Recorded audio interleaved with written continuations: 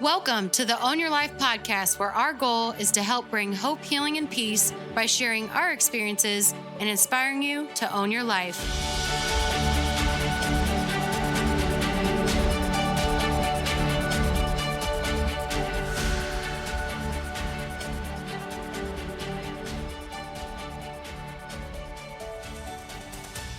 Hey everyone, welcome back to the Own Your Life podcast. Today is episode 87, and it is also the day after Fat Tuesday. So some of you might be feeling the effects of the day before if you went out and you had a lot of fun for Mardi Gras, and I hope that everybody was safe if you did do so. I know that I will not be doing so, but we celebrated our Mardi Gras at Universal a week or so ago, and anyways, I know that that's a big thing for some people, to go out and party and have a good time. You might even be in New Orleans doing so. So if you are, I hope you were safe and I hope you're feeling okay today. And I know it's also Ash Wednesday, so a lot of you are probably going to church, especially the Catholic religion. And just want to acknowledge all those things and say happy Wednesday. Welcome back to the Own Your Life podcast. Here we go with when do you ask for help? And I was just really thinking about a lot of this because I feel like in my life, I feel like I fall into all these categories I'm about to go into of when to ask for help or not even asking for help at all. So I've got 4 categories here that I'm going to go through is, are you someone who asks for help before, during, after, or never? And I think it all is going to depend on your situation, whatever you're going through. Now, this can apply really to anything. It could be a personal issue, a personal relationship issue, a relationship with your kids. It could be something with your work, something with coworkers or boss or anything like that. Or it could be just work in general, trying to accomplish something. Or it could be on a team. Maybe you're on a sports team, something like that, and asking for help. And I think that I know that society has shown a lot of asking for help is a weakness and makes it seem like, oh, well, why can't you figure it out on your own? And, oh, I'm a self-made man or self-made woman or whatever. I don't need them. I can do this all on my own. I don't need help. Help is for, people that are weak. Like, that's weak to need help. And I think that this is all preached to us so much. And all these things that we can see, whether it's on social media or on TV or movies or whatever, that, oh, it's just, you're so much better. You're so much stronger if you're just independent and you can just figure it out all on your own. You're just so much better that way. And I would argue with that, but I do want to go through the four stages I have here. So to start with, I've got before. Are you somebody who is going to ask for help before whatever the situation is? Maybe you've got a big project or something coming up at work and you're like, okay, I see how big this is and there's no way I can do it on my own. I know I'm going to have help from whatever department or other people on your team or your boss or whatever it is, and anticipating that. And it's more of an anticipatory approach, being proactive, more futuristic in that you can see that, hey, this is not going to be, I can't do this on my own. I'm going to need some help here. That you're going to be futuristic with that, which is a good thing. Or it could also be a dependence thing. It could be a situation to where you don't really need the help with whatever it is, and you're just asking for it out of a dependency that you've developed by maybe a little bit of manipulation and that you didn't mean it to be that way, but because maybe you've relied on somebody for so long, you just think, oh yeah, I'm going to have to do this with them. There's no way I can do it on my own. And you might be fully capable. So I think there's a fine line with this, to seeing where you need help and where you don't need help, because you could abuse it that way unintentionally or intentionally and be so dependent on somebody that's like, oh, there's no way I can do this without that other person, when you probably can, just depending on the situation, that maybe you've been that way for so long that you're telling yourself a story that, you can't do that alone. So it's really, again, a lot of our messages are about self-awareness and really taking inventory of that and of yourself and really knowing yourself to be able to determine all of this. So also with the before, if you're asking for help before whatever the situation is, that you're being cautious, that you're probably not being prompted to do so. It's probably something that you're already foreseeing, and maybe you're a cautious person in general and you're like, oh, I don't want to even try this alone because I know I might get through it and realize I'm in a really bad spot because I can see the magnitude of whatever it is I'm going through. And again, this can be anything, doesn't have to be work related, doesn't have to be family related, could be sports or whatever. Maybe you're in a club or I don't know, whatever is in your life that you're dealing with, something like that you're going to need to know where you fall on the spectrum and when you need to ask for help, when should you ask for help? Because I feel like we all do need help, and that it's not healthy to go through life without others. We are all meant to be in relationship with one another.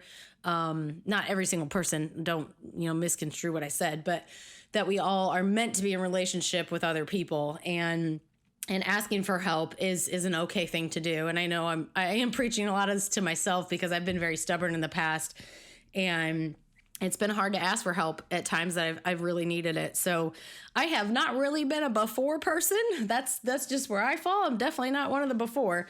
During. So let's go with during. So that's number 2.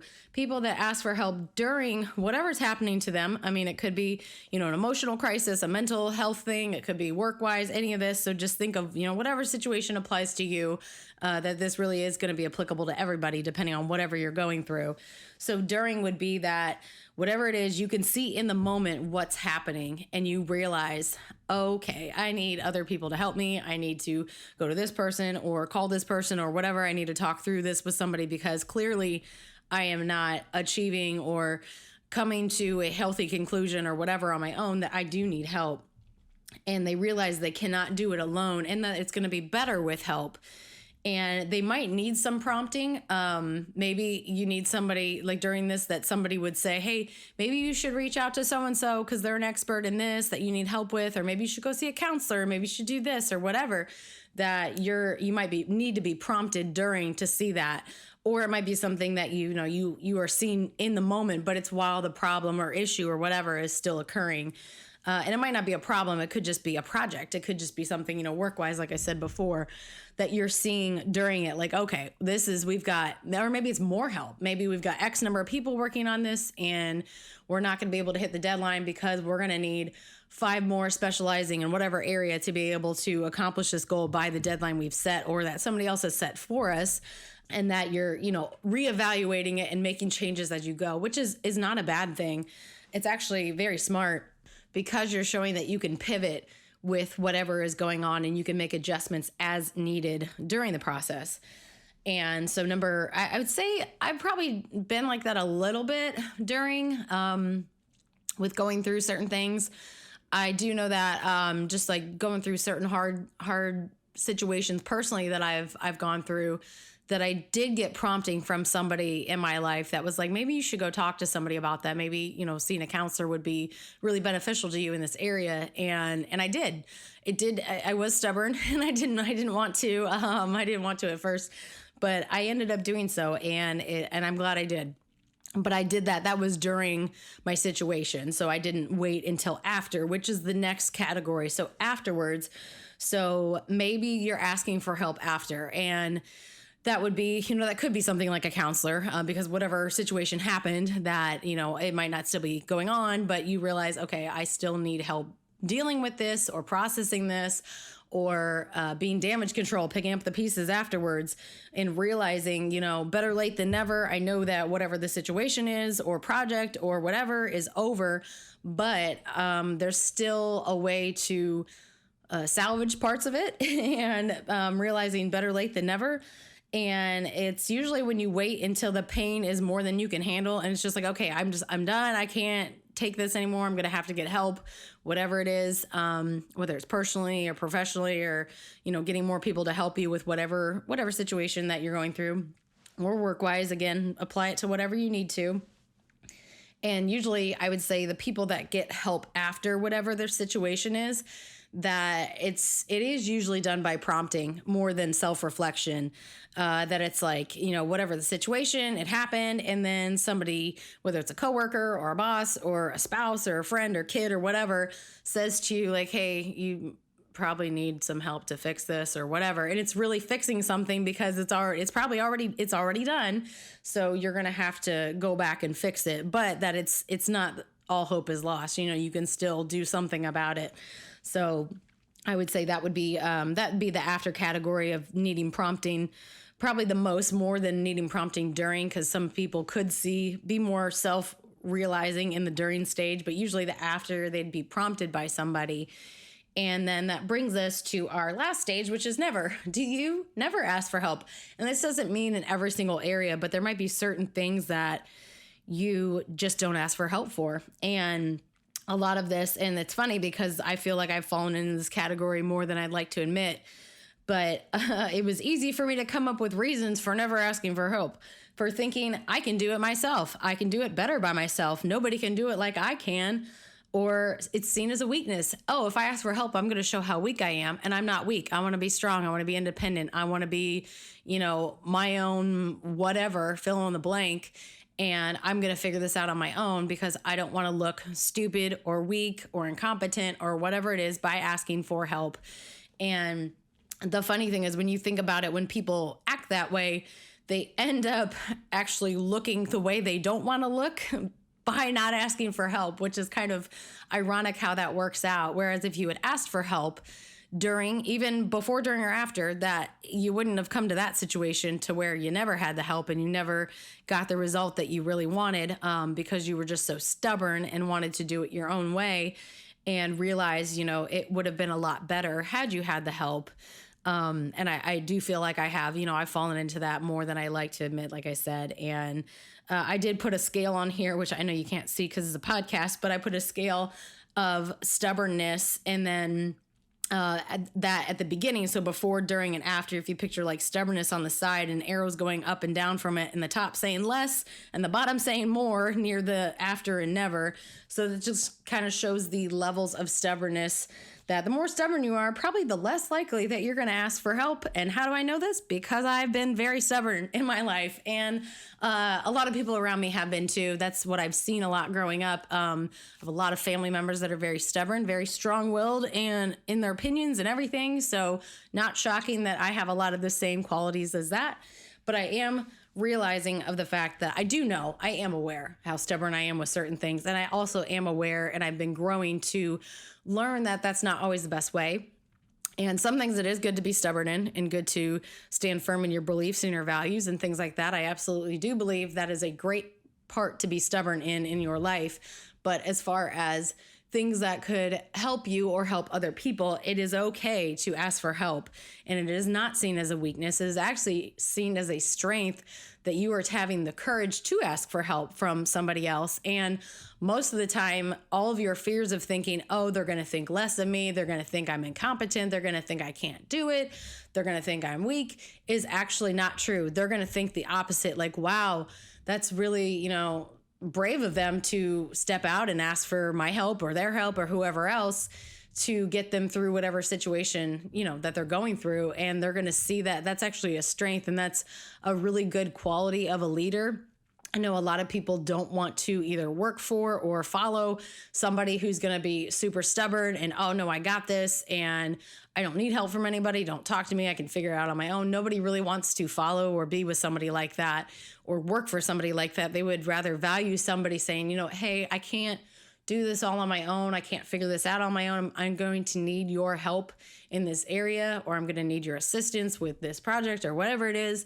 And in order to get a better result collectively for everybody, that it's just going to be better in the end if we get help on this and whatever it is. Especially, I'm just thinking about like family situations right now. Like, I think that it would be so much more beneficial to your family or your spouse or your kids or whatever if you got help. Say maybe it's an area that you're struggling with, that you really do need another set of eyes on to help you get through whatever it is. Depending on the severity, that doesn't matter. You're still going to need help at some point with it.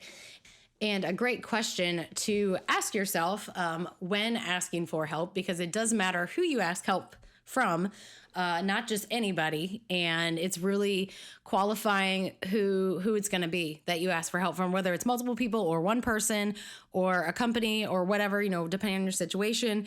It's the person that you ask for help from needs to be able to actually help you. So just going to somebody that, really cares about you and, is emotionally connected to you and loves you, they might not be able to help you in a certain area. Like you might not need to go to your best friend or maybe even your parents about a financial thing if they if their finances are in a mess. You'd want to go to somebody, maybe a financial advisor or somebody who's got fruit on the tree in that area that can actually help you with what you're trying to accomplish. So that goes for any area of life, that you want to go to somebody who is able and willing to help you, and someone that's actually qualified. Like, not, it doesn't have to be like professionally qualified. Depending on your circumstance, if you're going to go to a counselor, yes, they should probably be professionally qualified to do so. But you're not just going to go to, your best friend that lives next door or whatever.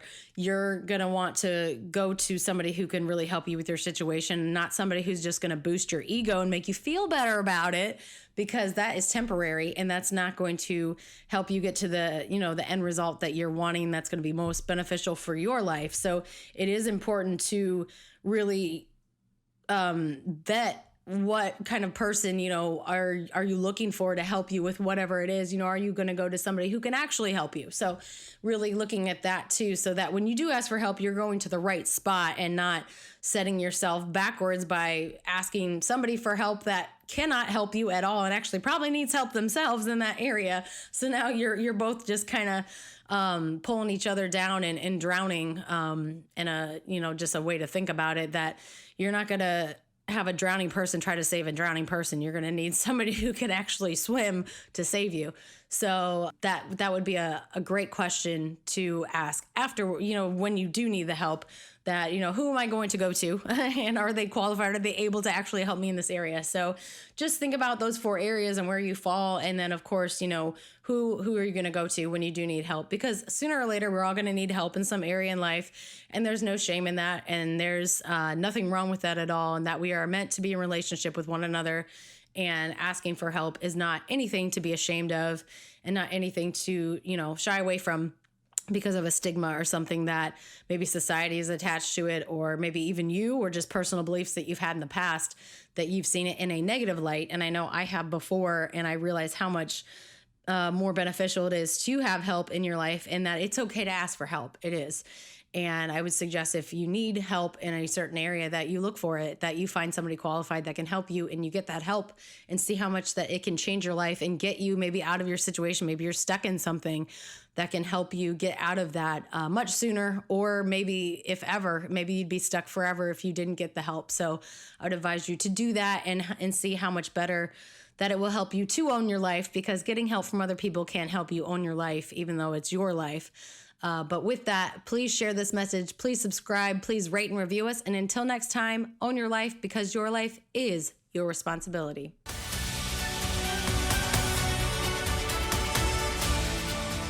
Thank you all for listening. If this added value to you, please click subscribe and rate and review us. You can also find us at Own Your Life Co. on Instagram and Facebook, and ownyourlifeco.com. And as always, own your life, because your life is your responsibility.